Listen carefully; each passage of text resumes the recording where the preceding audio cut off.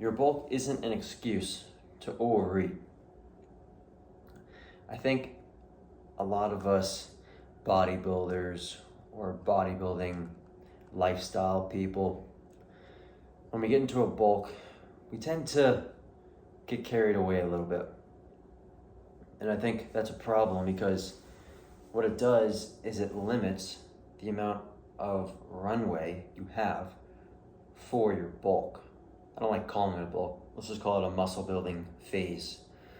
So instead of it being 3 months, or instead of it being 6 months, let's say, now it's only 3.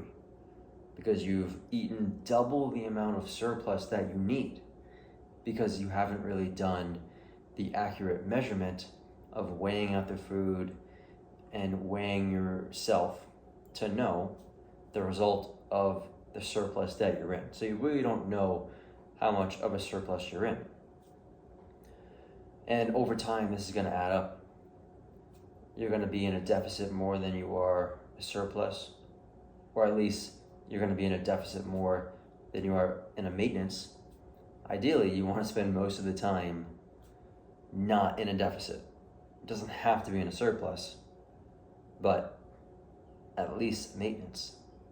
Because if you're always in a deficit, or more often you're in a deficit, how are you going to build muscle over time? Or reach your potential as fast as you can?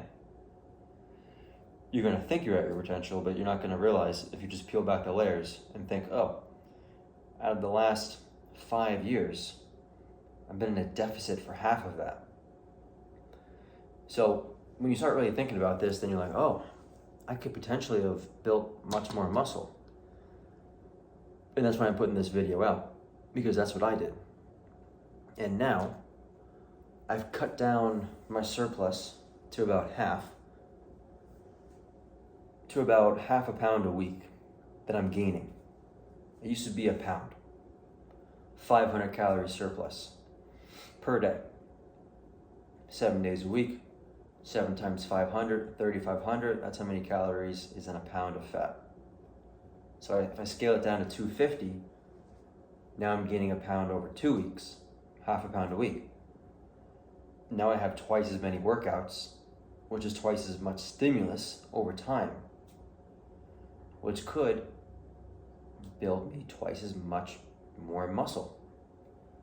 So the longer you can spread out the muscle building process, as you push your body weight up, it's going to creep up slower. You're going to have more workouts, more muscle mass at the end, ideally, if you were training hard enough and recovering.